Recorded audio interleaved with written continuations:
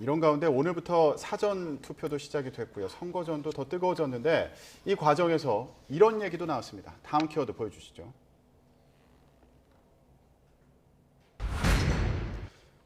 여론조사 다 틀리다.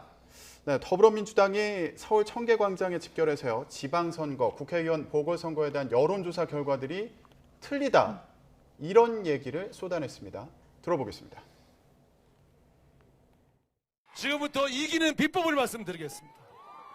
지금부터 여론조사 결과를 보지 마시고 이전에 한명숙 총리 18% 진다고 그랬는데 0.6% 졌어요. 지지율 조사를 보고 겁이 나고 속상하고 힘이 빠져서 투표를 안 할 사람들이 있을 것 같은데 이기려면 그거예요. 여론조사 통계 다 틀립니다. 지방선거 투표율 50% 중반인데 많이 투표하면 이깁니다. 네, 우상호 의원과 이재명 총괄선대위원장 얘기를 들어봤는데 이뿐이 아니었습니다. 송영길 서울시장 후보도 여론조사 안 믿죠? 정말 이게 말이 됩니까?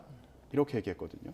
선거 패배의 3대 징조가 있는데요. 첫 번째가 여론조사 부정, 두 번째가 바닥 민심은 다르다, 세 번째가 내 주변에선 전부 다 우리 편이다. 그런데 지금 민주당 메시지를 보면 이 세 가지 징조를 다 드러내고 있는 것 같아요. 물론 여론조사가 100% 정확하진 않습니다. 추세나 흐름을 봐야 되는 것이고요. 지금 정권 교체가 되고 대통령 취임한 직후이기 때문에 샤이 야당표가 있을 거라고 국민의힘 내부에서도 예측을 하고 있습니다. 예. 그러니까 야당인 민주당 지지자들이 조금 답답한 마음에 여론조사에 응답을 덜한다. 그래서 실제 표심에서의 격차는 지금 여론조사 격차보다 줄어들 것이기 때문에 국민의힘도 긴장의 끈을 늦추지 않는 것은 맞아요. 하지만 이 데이터는 데이터 그대로 봐야 되는 것이지 이렇게 여론조사 자체를 부정하게 되면 이게 모르겠습니다. 강성 지지층을 독려하는 효과는 있을지 모르겠으나 지금까지 판단을 유보하고 있는 중도층이 봤을 때는 민주당이 지금 민심을 제대로 느끼지 못하는구나. 계속해서 자기들의 우물 안에 갇혀 있는구나라는 판단을 또 하게 될 수도 있어요. 물론 지방선거가 대선이나 총선 대비 투표율이 떨어지고 그러다 보면 중도층의 역할보다는 지지층 결집의 역할이 더 크다고 많이들 이야기합니다만 그래도 궁극적으로 1, 2% 내부의 어떤 이 박빙의 승부를 결정짓는 건 중도층 스윙보트 아니겠습니까? 여론조사에서 지지율이 낮게 나오면 우리가 뭘 더 잘못했는지 반성하겠습니다, 쇄신하겠습니다 하는 정당에게 중도층이 표를 주지 여러분 이거 여론조사 다 틀립니다, 우리는 잘못한 게 없이 잘하고 있습니다라고 말하는 정당에게는 국민이 표를 주지 않거든요. 그런 점에서 어떤 심정으로 저런 메시지들이 나오는지는 알겠습니다만 이게 선거 직전에 과연 적절한 전략인지 차라리 박지원 공동비대위원장이 사과를 할 때 이재명, 우상호, 송영길, 윤호중 이런 분들이 다 같이 가서 읍소하고 사과했다면 그게 더 효과적인 전략은 아니었을지 잘 모르겠습니다. 선거 전략 짜는 게 참 어려운 것 같습니다. 중도도 살펴야 되고 지지층도 살펴야 되는데 결국 이런 말이 나온 건 지방선거 이기려면 결국은 지지층 표결집이다 이렇게 판단한 걸까요? 그렇죠. 예. 왜냐하면 기본적으로 아까 우상호 전 대표도 얘기를 했지만 지지층이 이번 선거는 졌구나 이렇게 생각하고 포기를 하면 안 되거든요. 그래서 선수로 뛰는 입장에서는 끝까지 우리가 이긴다라고 말을 하는 게 뭐 어쩔 수 없는 거예요, 그거는. 그런데 저것을 너무 크게 얘기할 필요는 없어요. 아까도 제가 말씀을 드렸듯이 코끼리는 생각하지 말아야 되거든요. 근데 여론조사가 지금 안 좋은데 여론조사를 자꾸 사람들이 들여다보게끔 만드는 효과가 나오면 안 되잖아요. 언급을 안 하는 게 낫겠군요. 그 언급을 그 전략은? 그냥 예를 들어서 구전이나 예. 아니면 조금 방법을 아주 크게 증폭되지 않는, 그래도 덜 증폭되는 방식으로 하는 게 더 좋지 않을까 이런 생각이 저는 듭니다. 네. 그리고 저 메시지는요, 중도층을 향한 메시지가 아니고 지지층을 향한 메시지입니다. 예. 이 얘기와 연관해서 이것도 궁금하네요. 투표율에 따라서 유불리가 있을까? 이게 지방선거 투표율을 쭉 비교를 해보면 갈수록 투표율은 높아지는 것으로 나타나거든요. 근데 이게 여야에게 유불리가 따로 있는 건지 분석이 좀 되고 있습니까? 일단 국민의힘 내부에서는 투표율 높을수록 국민의힘에게 유리하다고 판단을 하고 있습니다. 높을수록 직전 유리하다. 대선에서 승리한 그 결과가 예. 이 대통령 취임을 거치고 한미 정상회담 등 여러 굵직한 호재 등을 통해서 더 반영될 거라고 보는 거죠. 그런데 이 도명국에서 결정적인 우리 정치 지형의 변화가 있는데요. 사실 예전에는 국민의힘의 전신인 보수 정당에서는 투표율이 높으면 불리하고 투표율이 낮아야 이길 수 있다고 관측을 많이 했었어요. 왜냐하면 상대적으로 2030 젊은 세대의 지지세가 취약했었기 때문입니다. 그래서 내심 투표율이 아주 높지 않기를 바랬던 과거가 있어요. 그런데 지난 대선부터 이번 지방선거까지는 국민의힘에서 투표율 높아야 된다는 이야기를 굉장히 많이 하고 있어요. 왜냐하면 과거와 다르게 2030 세대에서 지지세가 오히려 민주당보다 국민의힘에서 더 높게 나타내는 경향도 있기 때문이죠. 그렇기 때문에 국민의힘 내부에서는 투표율이 높아지는 것, 특히 2030 세대의 투표율이 높아지게 되면 될수록 국민의힘에게 조금 더 유리한 결과가 나오지 않을까 해서 사전투표 독려 운동도 예. 지도부가 나서서 굉장히 열심히 하고 있습니다. 유불리 분석이야 뭐 여야 모두 다르게 분석을 하겠지만 오늘 내일 사전투표가 이뤄지니까요. 유권자의 소중한 한 표는 꼭 행사를 하셨으면 좋겠고요. 조금 전에 저희가 개항대첩 이렇게 해서 짚어봤었는데 이번 지방선거의 초미의 관심 지역이 또 있죠. 바로 경기도지사 선거입니다. 판세를 좀 볼까요? 네, 여론조사를 보여드리겠습니다. 지금 지상파 3사 공동으로 한 여론조사인데요. 이곳에서는 김동연 후보가 39.1%고요. 김은혜 후보가 37.7%로 나타났습니다. 네, 이어서 중앙일보가 한국갤럽에 의뢰해서 진행한 여론조사 결과 보겠습니다. 네, 이 조사에서는 김동연 후보가 37.4%, 김은혜 후보가 45%로 집계가 됐습니다. 네, 김상일 평론가님. 네. 경기도지사 선거도 지금 수치로만 보면 예측이 불가능한 그렇죠. 상황인데요. 엎치락뒤치락합니다. 막판에 변수가 네. 있을까요? 저는 아까도 얘기했지만 인물이 보여야 돼요. 인물이 보여야 된다. 근데 예. 지금 이슈 선거를 자꾸 하니까 불리한 거거든요. 왜냐하면 국민들 입장을 한번 생각을 해보세요. 새로운 정부가 들어섰어요. 근데 양쪽이 싸우고만 있으면 아무것도 안 되겠죠. 예. 그러면 만약에 양쪽이 싸우고 있을 때 국민은 어떻게 생각할까요? 그래도 일을 해야 되는 사람은 일단은 5년이나 있는데 대안이 없잖아. 일단 일은 하게 해줘야지. 예. 5년간 그럼 가만히 있나요? 그죠? 그렇게 될 수밖에 없습니다. 그래서 인물이 보이게 해야 되는 거죠. 그래서 저는 김은혜 후보가 처음에 전략 미스를 좀 했거든요.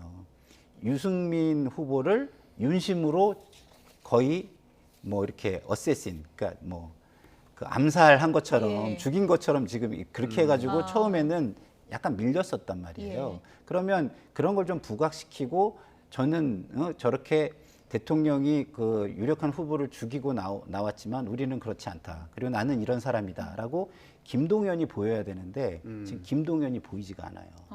그렇습니까? 그리고 예. 지금 추경 정국이잖아요. 그럼 예를 들어가지고 뭐 제가 추경이 딱 생기자마자 김동연 후보한테 전화를 했는데 전화 통화가 좀 안 됐어요. 근데 예. 저는 무슨 얘기를 해주고 싶었냐면 이런 얘기를 해주고 싶었어요. 최고위원회 소집을 요구해가지고 가서 추경 발언을 당신이 해라. 그러니까 최고의 전문가니까 그 이슈를 만들어낼 수 있잖아요. 김동연 중심에, 예. 김동연이 보이게.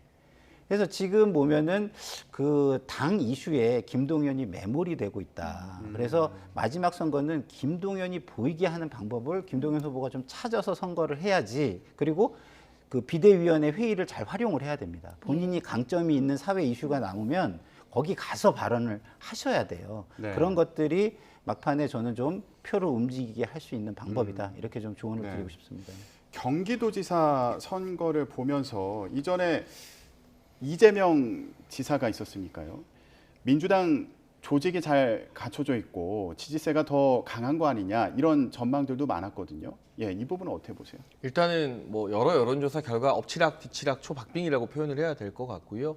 지난 대선에서는 이재명 후보가 5% 정도 경기도에서 이겼죠. 그랬던 것에 비하면 대선 이후에 그 국민의힘과 민주당의 격차가 상당히 줄어든 느낌은 확연하게 나고 있습니다. 물론 허니문 효과, 대통령 취임 이후에 여러 가지 긍정적인 이벤트들의 효과가 있겠습니다만 지금 김상일 평론가께서 지적하신 것처럼 민주당이 선거 구도를 잘못 짜고 있는 것 같고요. 그리고 좀 본질적으로 돌아가자면 저는 이번 민주당의 검수완박에서부터 지방선거 어려움이 시작됐다고 봅니다.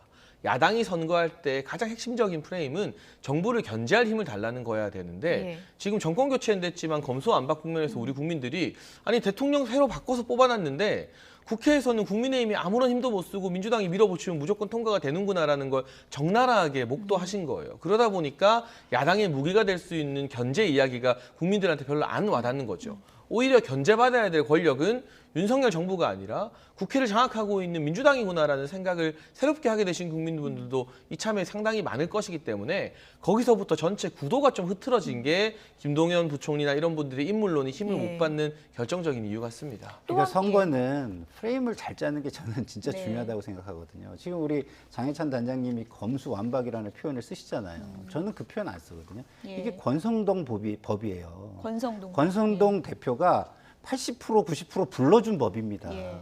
그러면 10% 20%를 박병석이 더했으면 미국식 표현을 쓰면 예. 권성동 박병석 법이에요. 어. 그러면 이건 권성동 법을 통과시킨 거고 그 다음에 원내에서 예를 들어 가지고 합의를 해가지고 와서 의총이 추인을 받아가지고 의장까지 3자가 모여가지고 거기다 사인을 한 세로모니까지 해서 국민에게 대국민 계약을 했단 말이에요. 예. 계약을 또 공표를 했단 말이에요.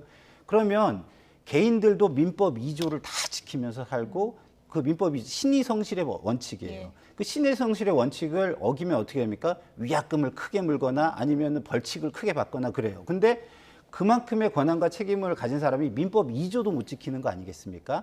이런 것들을 프레임으로 만들었어야 되는데 네. 제가 볼 때는 자꾸 검수완박 이걸로 또 들어가는 거예요. 그러면 안 되죠. 예. 예. 같은 법을 놓고 여야가 다르게 이름을 부르니까 언론에서는 또 어떻게 불러야 될지 지금 고심이 되는 부분인데 간략하게 마지막 변수가 강용석 후보거든요.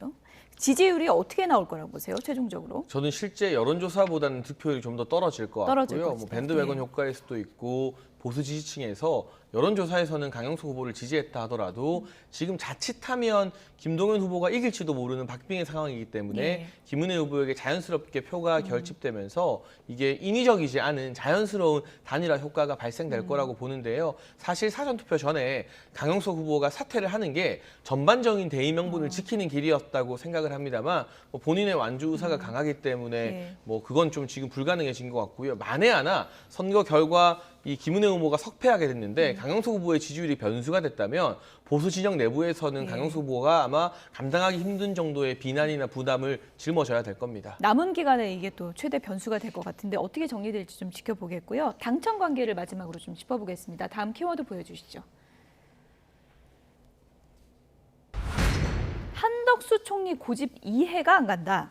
새 국무조정실장 인선에 대해서 국민의힘 권성동 원내대표가 이렇게 얘기를 했습니다. 당청 관계니까 장혜찬 단장님께 좀 여쭤볼게요. 한덕수 총리가 지금 고집을 부리고 있는 겁니까? 저도 상식적으로 이 인사가 이해가 안 됩니다. 윤종원 기업은행장 같은 경우는 문재인 정부에서 경제수석을 했어요. 그러니까 다른 정부에서 어떤 일을 하셨던 분들 능력이 있으면 새 정부에서 중용할 수 있습니다. 정치적 색깔과 무관하게. 하지만 경제수석으로서 소득주도 성장, 급격한 최저임금 인상, 탈원전 이런 부분을 진두지휘하셨던 분을 어떻게 윤석열 정부의 행정부를 총괄하는 국무조정실장으로 선임할 수 있다는 것인지 개인 능력이 훌륭하고 뭐 어떤 인간적 관계가 있을지는 모르겠지만 이러려고 정권 교체했냐라는 자괴감 어린 소리들을 제 주변에서도 많이 접하게 되거든요. 그리고 이 뭐 윤정원 행장이 소득주도 성장 이 창시자가 아니다라고 말을 하는데 그 당시 청와대 출입 기자들 이야기를 다 들어보면요. 소득주도 성장에 대해서 비판하는 기사 쓰면 직접 춘추관 찾아와서 이 윤종원 당시 경제수석이 소득주도 성장 그런 거 아니다. 기사 나쁘게 쓰지 마라. 이렇게 또 준엄하게 꾸짖고 했다는 이야기도 제가 많이 들어요. 언론으로부터. 누구보다 소득주도 성장에 대해서 실질적인 책임을 져야 될 분 중 하나입니다. 그리고 경제수석 물러난 이후에 기업은행장으로 또 영전했죠. 예. 문재인 정부에서 누릴 거 다 누린 분이에요. 그런데 대한민국의 훌륭한 인재가 이분 한 분밖에 없는 것도 아니고 왜 굳이 이분을 선임했는지 사실 건강한 당청 관계, 뭐 당과 정부 관계 말해도요. 집권 여당 원내대표가 이 정부 출범 초기에 청와대나 정부 인사를 대상으로 쓴소리하는 거 내키지 않는 일입니다. 누구도 이런 인사 관련된 쓴소리 하고 싶어하는 사람이 없어요. 저도 굉장히 불편하고 속이 지금 껄끄럽습니다만 아닌 건 아니기 때문에 반대 의견을 밝힐 수밖에 없는 상황 같습니다. 네. 국민의힘에서는 이런 상황 두고서 당정 갈등은 아니다 이렇게 선을 긋는 분위기인데 평론가님은 어떻게 보세요? 모르겠습니다. 갈등까지는 아닐지 모르겠지만 잘 돌아가는 건 아니죠. 그렇잖아요. 당에서 이렇게 큰 소리를 내면 대통령 입장은 선택을 강요받게 되잖아요.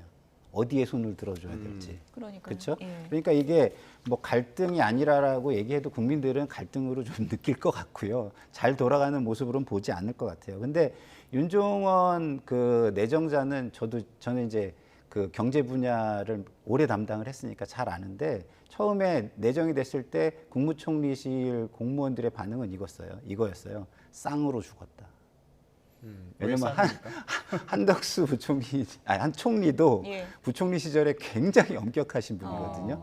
그 당시에 한덕수 부총리가 가장 좋아하는 두 명의 과장이 있었어요. 그게 추경호 과장, 윤종원 과장이었어요. 근데 윤종원 과장도 한덕수 총리와 만만치 않게 굉장히 엄격하신 분이에요. 그러니까 공무원 사회에서는 사실은 별로 달갑지 않은 인사가 예. 오게 된 것이죠. 예.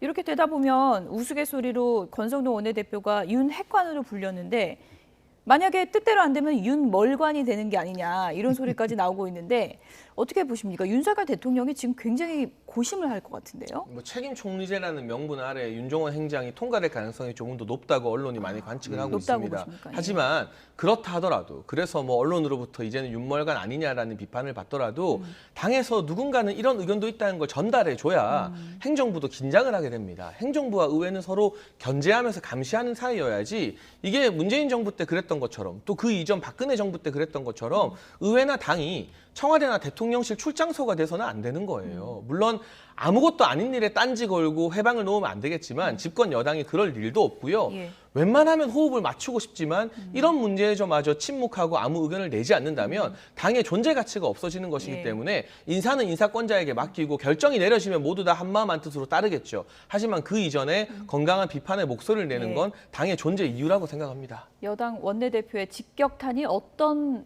결과를 초래하게 될지 이 부분을 지켜보겠습니다. 장해찬 청년수동TF 부단장, 김상일 평론가 두 분이었습니다. 고맙습니다. 감사합니다.